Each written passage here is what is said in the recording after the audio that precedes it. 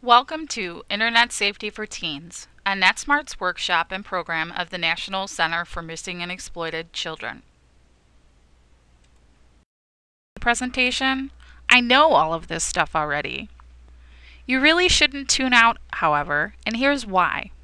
Around the country, teens just like you are dealing with online predators, facing the consequences of sharing too much information online, and being cyberbullied.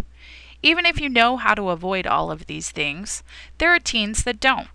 One of them could be your friend, sibling, or classmate. So if you pay attention here today, you will walk away ready to help them deal with some of the difficult situations that come up online. Examples from the news include a man from Romeoville was arrested in December for asking a 15-year-old girl to send him lewd photos online. 3 weeks ago, 3 young men robbed a 19-year-old student in Philadelphia. The robbers targeted the home due to recent Facebook posts about an expensive jewelry inheritance. A New Jersey high school football player was expelled after posting several sexually explicit and racially offensive tweets. One of the colleges that had been interested in recruiting him retracted its scholarship offer. 3 Warren High School teens were arrested in November due to sexting and cyberbullying of a female classmate. All 4 of the students were freshmen.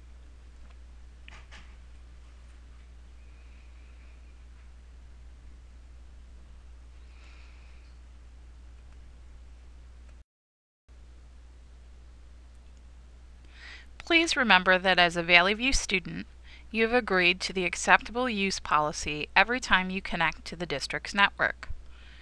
Use of the district's network and resources must be for the purpose of education and research. This is a privilege, not a right. Violation of copyright, transmission of threatening or obscene material, and criminal activity all violate acceptable use.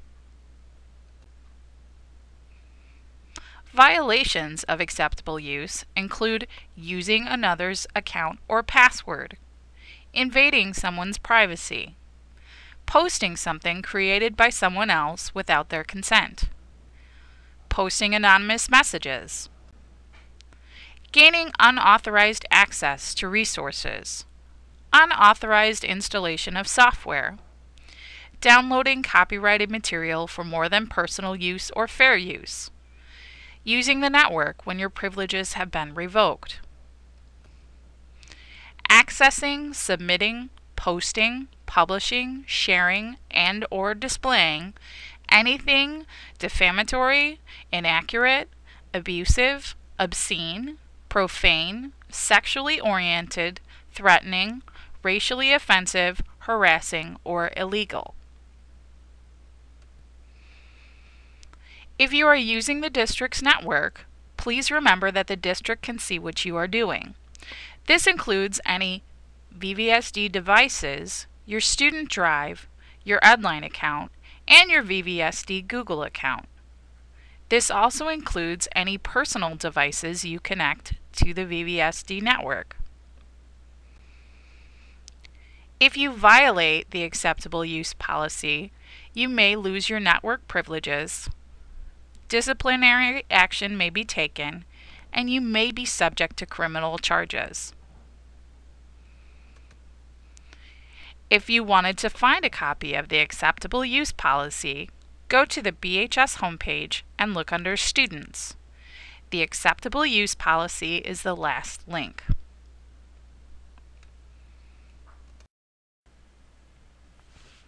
Using the internet safely is important because it's such a big part of our lives. Think about some of the things that you like to do online. How many of you like to play MMORPGs or other games online, or on a console like PlayStation or Xbox? How many of you post images or videos using sites and apps like Instagram, Pinterest, Vine, Snapchat, or YouTube? How many of you talk with friends and family through sites like Skype or Facebook? Or download apps to your smartphone? Throughout this presentation, we will discuss some of the ways that you can stay safer while doing these things. Think about which behaviors put you at risk. Examples are sending mean or rude messages, sharing inappropriate pictures, talking about adult subjects, visiting adult sites. While these behaviors may not sound very risky, each of them can contribute to getting you or a friend in trouble or putting you in danger. These are all risks that you don't have to take, so choose to protect yourself by avoiding them. Some risks come from people you meet online, like online predators. Which one of these people, 1, 2, 3, or 4, looks like the stereotypical online predator? While some of you may be thinking number 3 may look like a stereotypical predator, a creepy old man. In reality, any adult who tries to get a minor to meet offline for sex is an online predator, even if he or she is a cute 22-year-old who says they want to be your boyfriend or girlfriend. The good news is that teens rarely meet offline with predators. In fact, they are more likely to be abused by someone they know in person. However, you could come across a predator online. If you do, here are some things you should know. Online predators can be male or female, but are usually male, are usually honest about their age, target both males and females, are clear about what they want, and are attracted by certain online behaviors, such as talking to unknown people about sex and posting revealing pictures. In addition to predators, there are also people. A predator persuades their victims that he or she is a friend who understands them and puts the target at ease. This makes a victim drop his or her guard and do dangerous and risky things. The method a predator uses to gain a victim's trust is called grooming. A predator who is trying to... Predators are so good at manipulating teens that sometimes the teens don't even realize they're being tricked. Once the predator's bad intentions are exposed, they might be afraid to say anything about it because they've been threatened, they feel guilty, they think people will blame them, and they think that no one will believe them. It is never your fault. Do not be ashamed to tell someone and ask for help. The fault lies with the adult because responsible adults do not start or have romantic relationships with teens. If an adult acts interested in a romantic relationship with you, it's a red flag that you cannot trust them. If someone online sends you an inappropriate request or you think it's an online predator, here are some steps you can take. Don't engage them. Refuse to talk about sex and don't accept or share sexual images. Block them or unfriend them. Don't meet them offline. Tell an adult you trust. This is important even if you've already handled the situation. I understand that some teens don't want to talk to an adult because they worry the adult will overreact or are afraid that they'll be blamed. Save any evidence, like emails or images, to report to law enforcement and the National Center for Missing and Exploited Children's Cyber Tip Line. The Cyber Tip Line works with law enforcement to stop people like online predators. You can report anyone who sends you adult images, who talks to you about adult subjects, or who asks to meet you offline. It may seem easier just to ignore online predators instead of reporting them, but when you make a report, you help make the internet that much safer for your friends, siblings, and peers. Think of all the social media sites that you use. It is fairly easy to reveal too much about yourself through social media. You may not even realize how much you're sharing. You should try to be careful about how much you reveal because online information can spread quickly into a lot of people, reach people that you don't intend, and be permanent even if the app tells you otherwise. Think about what we can find out about you in just 6 clicks. In this video, a researcher asks teens that question.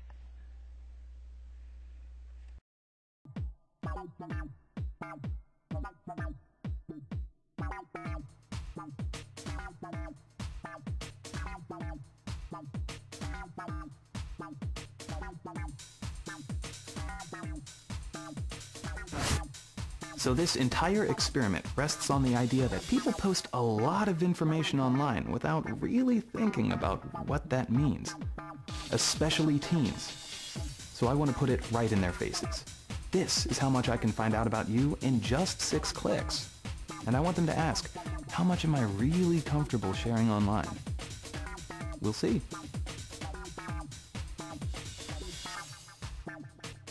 I'm always online, so it wouldn't be this big shocker to find any dirt on me.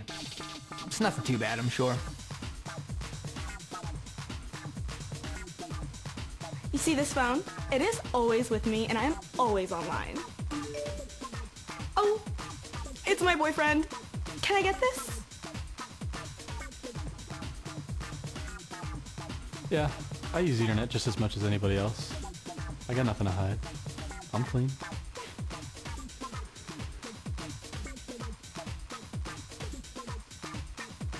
Oh yeah. Twitter, Instagram, Facebook, Pinterest. I'm there. I post everything online. Everything. Look, I don't have time to be online. I have track, homework, family game night, dance, and with all of that going on, you want me to tweet about what I had for dinner?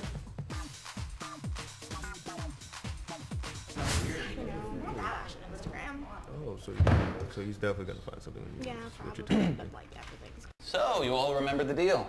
You agreed to accept my friend request on Facebook, and from there I had just 6 clicks to find out as much as I could about you. Well, today is show and tell, so let's get started. Kayla is lucky number 1. I almost forgot. Ponies! These were my favorite. How'd you know? Oh, it was the answer to question number 16 on the 20 things you didn't know about me quiz you posted to Facebook last year. Huh. I don't even remember that. So in addition to your favorite childhood toy, I also know your favorite books, movies, TV shows. Nothing too serious until...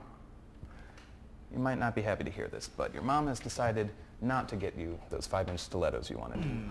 But I have to have those! Stilettos. Wait, I didn't write about that. No, you didn't. But your mom did. And the email address she has linked to her Facebook account is the same one she uses for her mommy blog. Her what? Oh yeah, she has a great mommy blog. Very popular. There was this hysterical entry a couple weeks ago about your dandruff. Oh. Anyway, she was writing about the shoes. She's decided they're just too old for you. What was that? I mean, I know what I post online, and I'm fine with it. Ponies? Yeah, big deal. But when my mother blogs about me, that is not okay. Next up, Nick. Or should I call you Captain Chicken Vomit? Ew. What's wrong with that? That is you, right? Captain Chicken Vomit is one of your gamer tags? Yeah, I thought you were only using Facebook. How did you even find that? No, I said I had 6 clicks. I didn't say all 6 had to be on Facebook. But this was easy to find. All I did was Google your email address. What was a little harder to find was this. You used that same gamer tag as your profile on this music site. And it looks like your favorite playlist includes songs from 90s boy bands. Dude, that's not cool. Your personal favorite appears to be Feeling You. You played it a total of 76 times. That was for this girl. Oh, she hangs Does out she sometimes. exist? Yeah, totally. That wasn't for me. I didn't listen to that. Look, I don't listen to cheesy boy bands, okay? I don't. He found a few accounts online. It's no big deal. Those weren't my playlists. So, Will, you were a bit of a challenge. Oh, really? Yeah, this is it. You don't seem to spend much time online. Get some friends, man. I couldn't find any trace of you on Instagram or Twitter, anything really. Dude, you don't exist. It's called having a life. He found exactly what I thought he'd find. Absolutely nothing. And that's how I like it. My turn. So, what'd you find out? Well, you are quite the open book. It's like your entire life is documented online, and it wasn't hard to find all of your accounts. Here we see some of your mini sketches, and this album I found a picture of everything you ate last month. Yeah, I was experimenting with food blogging. Here we have a list of every single place you checked into just in the last week, but I've got a list going back to last year. Yep, I always check in. Speaking of which, 8 months ago you tried a goat's milk smoothie with your friend Nikki. She loved it, but you said it made you, and I quote, BFFs with my toilet for over an hour. Ew! Who says that? Yeah, some people think I overshare, but that's me. I don't do anything I'm ashamed of, so why would I care if people know? Logan, you, sir, are cheating on your girlfriend. Whoa, whoa, whoa, whoa, where did you hear that lie from? Oh, I'm certain it's not a lie. I have ample evidence to prove that you are, in fact, cheating on your girlfriend with her best friend. Oh, that's wrong. What evidence is that? I noticed a cryptic post on your wall where she called you Double Low. So I ran a search and found a Twitter account for Double Low that you were using to share secret messages. You're such a jerk. Yeah, seriously, Logan. And it's definitely your account, because the profile picture matches the one from your Facebook. You should really consider changing your pictures more often. Oh, man. My girlfriend's gonna kill me. Which one? How did that just happen? I had everything under control. Separate accounts, different usernames. Are we done here? Well, that was interesting. Very, very interesting. I think I surprised some people. Probably not some others. Either way, I think they're all leaving here today with two questions. What information about me is online for people to find, and do I want them to find it? Maybe it's time for you to start asking yourself these questions. Take a minute to think about how much information you are comfortable sharing online. Are you the type of person who posts status updates 12 times a day or 12 times a year?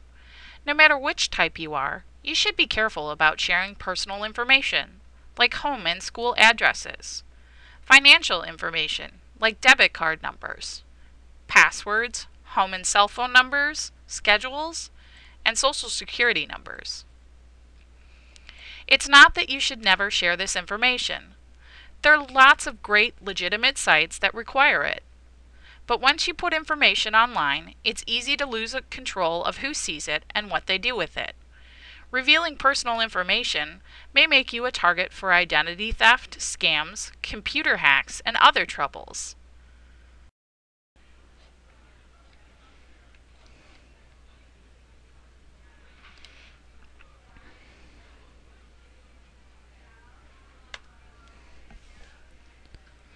Some ways to guard your personal information online, including having a different password for online accounts.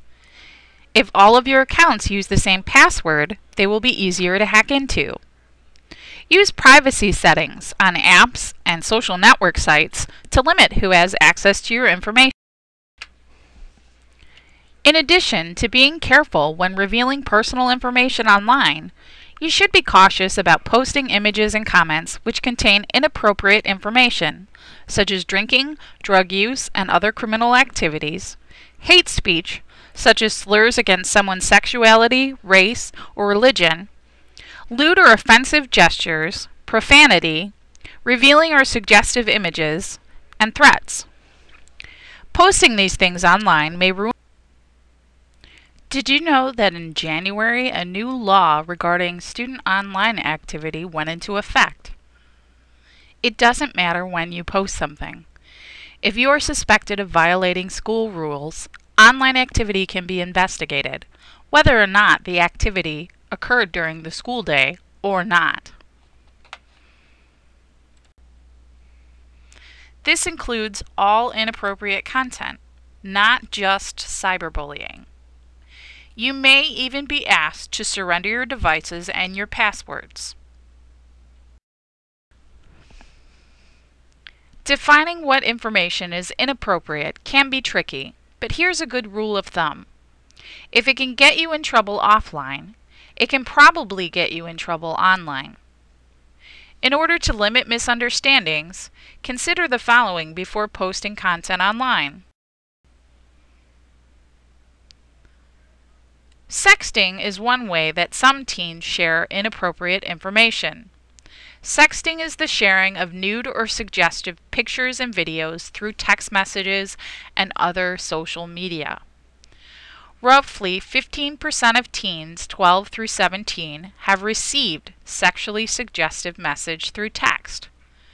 This has jumped a significant amount from 4% in 2009. You may even know people who have been asked to do it. Teens who get... As you watch this video, think about how the girl feels when she gets a request to sext from her boyfriend. Then, think about how she feels after it has been sent.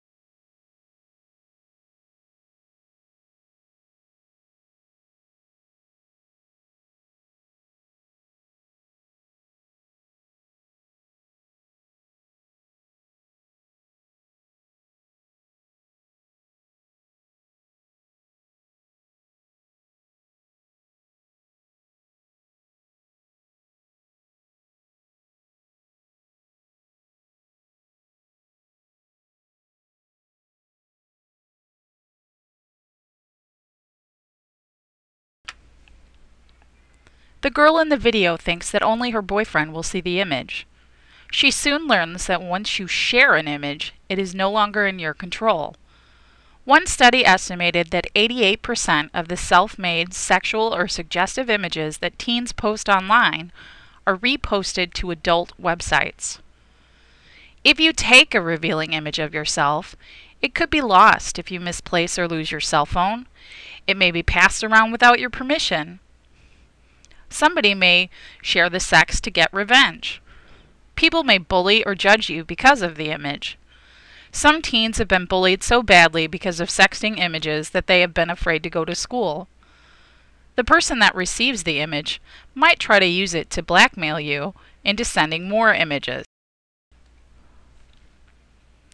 Once a sexting picture or video is sent, it is no longer in your control.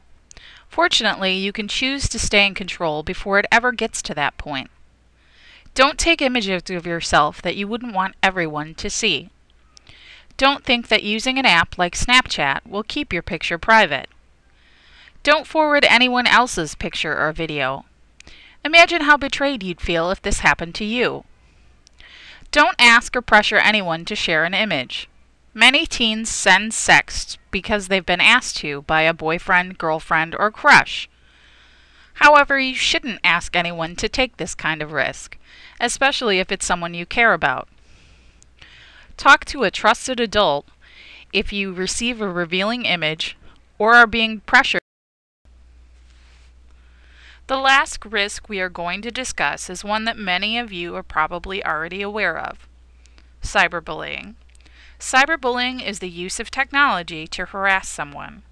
Some examples are creating a hate group about someone, posting mean comments online, photoshopping someone's photo to embarrass them, recording and posting fight videos, spreading rumors and gossip through text messages, or stealing someone's identity to create a fake profile. Some of these things may seem more like jokes or pranks than bullying to you. But even if you do not intend to hurt someone's feelings, it can still be cyberbullying. Bullying involves repeated acts of physical, emotional, or social behavior that are intentional, controlling, and hurtful. Bullying can be direct or indirect. Some examples include name-calling, using derogatory slurs, wearing or possessing items that imply hatred or prejudice, and direct exclusion.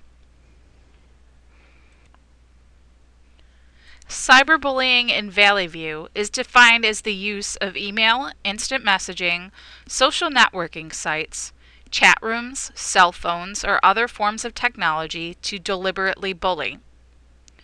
This includes making threats, provocative insults, racial or ethnic slurs, and demeaning remarks about one's sexual orientation or gender identity.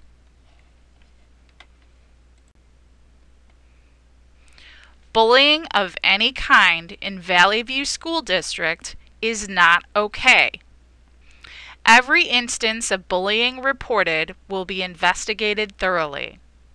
Students who bully will face school and/or legal consequences. Students who report bullying will be protected from retaliation.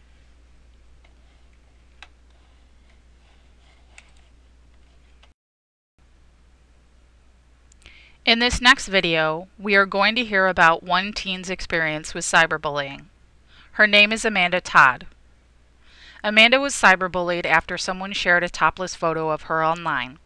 She was bullied and cyberbullied for years, and eventually committed suicide at the age of 15. This is part of the video that Amanda originally posted to YouTube in her own words.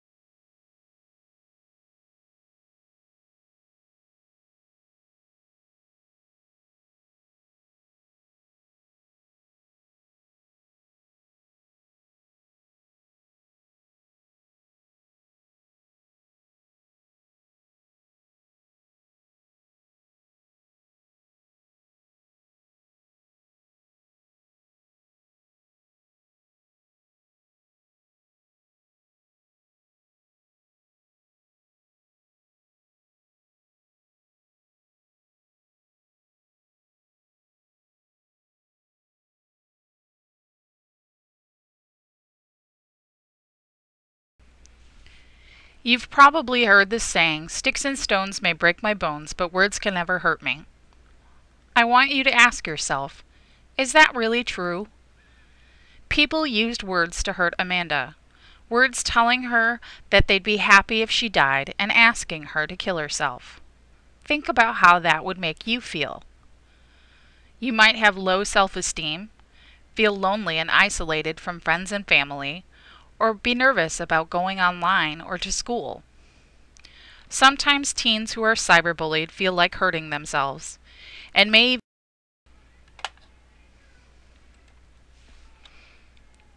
If you are being cyberbullied, it may feel like there's nothing you can do, but that isn't true. Here are some steps you can take. Don't respond. That could make things worse. Block the bully. Check out what options the websites and cell phone providers have for blocking other users. Save the evidence. You can take and save screenshots. Set up new accounts. Make sure that only people you trust can contact you. Make a report. Many websites have terms of service which prohibit cyberbullying and will remove offensive posts. Once again, Here are the ways to report bullying at Bolingbrook High School. You can talk to a staff member that you trust. You can also call the BHS anti-bullying hotline at 630-679-3577. You can report the bullying online from the BHS homepage.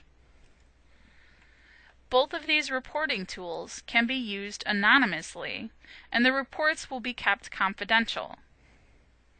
An incident does not have to take place at school or happen to you personally in order to report it.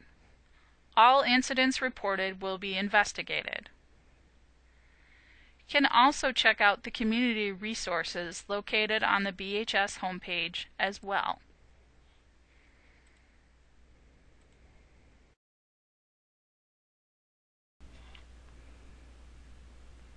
Notice on the BHS homepage that there is an entire section devoted to anti-bullying links. There is also information on the Valley View website dedicated to anti-bullying. If you go to report the incident online, this will take you to the Sprigio website.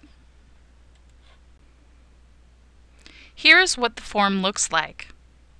Keep in mind that reporting can be anonymous, and each incident reported will be investigated.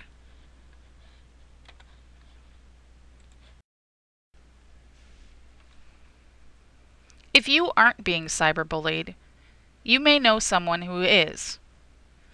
Online, there are often many people who see the bullying happen but aren't involved. These bystanders may want to help, but are often afraid that the bully will turn on them, they will be labeled a snitch, or that saying something will make the bullying worse.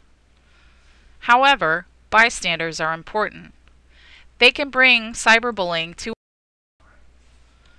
Sometimes people feel like they have good reasons to cyberbully, especially if that person has been bullying. However, a cyberbullying situation can easily get out of control, and you never know what could happen. You could really hurt someone's feelings or get into trouble at school or with the law. If you're tempted to cyberbully, remember, while you don't have to like everyone, you can keep critical comments to yourself. You don't have to forward rumors or embarrassing photos. And you don't have to comment on an insulting or harassing post. Some people think that what they do online is separate from their real lives. But as we've seen today, what we do online matters offline as well. Make the choice to create a safe and positive on- and offline environment at school and with your friends by being careful about what you share, not cyberbullying or encouraging it, not asking or pressuring anyone into sharing inappropriate content, and reporting inappropriate online behavior. Most importantly, don't forget to communicate with the adults you trust about what you do online. You don't have to wait for something bad to happen. Take the lead and show them all of the ways that you are using the internet responsibly. For more tips on responsible internet use, visit nsteens.org. You can challenge your friends to stop that post, a game about revealing too much information online. You can watch Two Kinds of Stupid and other real-life stories videos to see how other teens are dealing with the challenges of being online. At the end of your day, your online experience is going to be what you make of it. Why don't you work with your friends to make it great? Please make sure that if you have any questions about today's video, that you talk to an adult you trust. Thank you for your attention. Have a great day.